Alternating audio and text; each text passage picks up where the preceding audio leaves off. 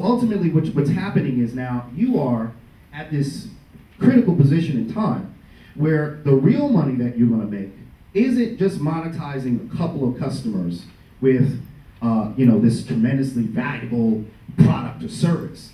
It's about touching more people and empowering more people so that they can share whatever good things that you're doing, and by that virtue, you continue to benefit. So what Google has done is taken some of the most basic tools. How much time I got? Oh, I'm flowing, okay. Take some of the most basic tools and organize them in a way that you can access them wirelessly.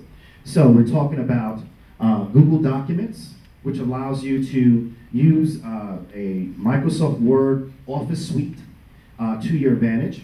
And as I'm here today, what I did while I was at home is I simply emailed the presentation to a browser, which then kept that browser and now allows me to access it wirelessly. Okay? Now I'm gonna spill over 2 more minutes and then I'm gonna move on. But the benefit of that is that as a small business, the other advantage that you have is that you're untethered. Did I say that right? Untethered? Yeah. You're unhooked. You're like Morpheus said, you're unplugged, okay? You have the ability to go more places than the big firm does. Trust me, I used to get on that train, that Iron Horse to 42nd Street, where everybody else, when it was hot and it was tough, okay? There's not a lot to innovate. Now you can meet your customers where you're at and meet them online. I'll give you this one example and I'm gonna move forward. So I went through this process of growth in my company, and the biggest issue I came to this critical point, I don't have enough money to hire anybody. But I got a lot of jobs that need to get done, and I need to get them done quickly. So I decided, instead of hiring someone, I'm gonna contract someone.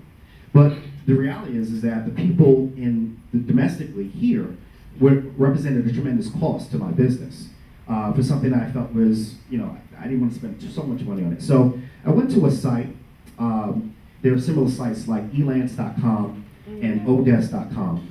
And I found workers around the world that were willing to help me with my business at a price point that I was willing to pay.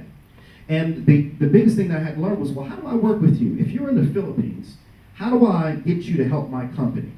Well, I had a virtual assistant who, my time was at 7 a.m. I would wake up at 7 a.m., get online, and she was in her home with her kids at 12 a.m. in the Philippines, and I would upload my instructions for the day. She would then work in the software, Google Documents, and make the changes that I requested, and I was able to look in through the browser at her progress and approve what she was doing. This is what we're talking about. We're talking about a deconstruction of how business was done, okay? And this is why this is so profound. And I look forward to sharing more of those types of insights as we move forward, but I want to make sure that we give enough time to the full discussion. Thank you.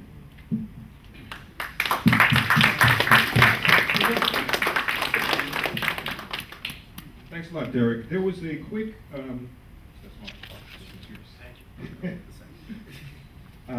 there was a quick video that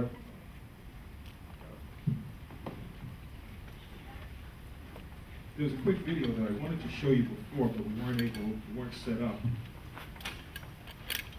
It kind of speaks to some of those websites. Can you get some spelling on those names, like Odesk? Yeah. No problem. Odesk, the letter O, DESK.com, Okay. and Lance, LANCE.com. And there's also something else too, if you're looking for, because it's a whole trend now. They call them micro workers all across the globe. And there's something that Amazon has been helping people with, also called Mechanical Turk. And it's a bit controversial in that, as Derrick was saying, you're getting workers from all around the world, but what you're doing is you're taking a particular project that you have and you're breaking it down into small, discrete parts.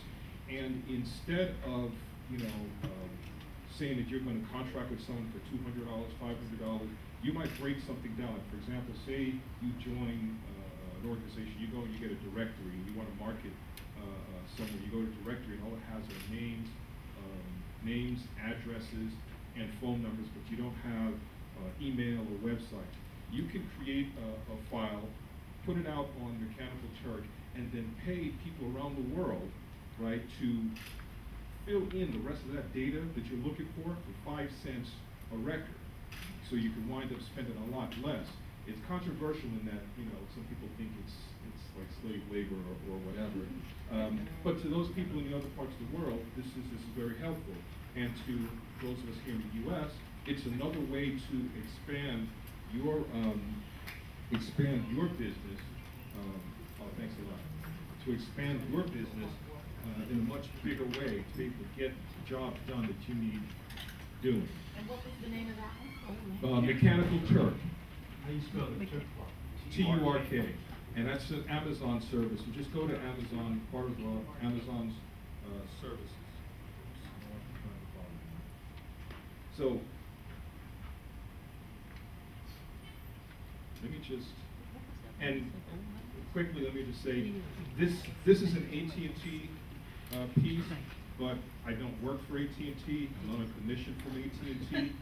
This just happened to illustrate the point that I wanted to make to you.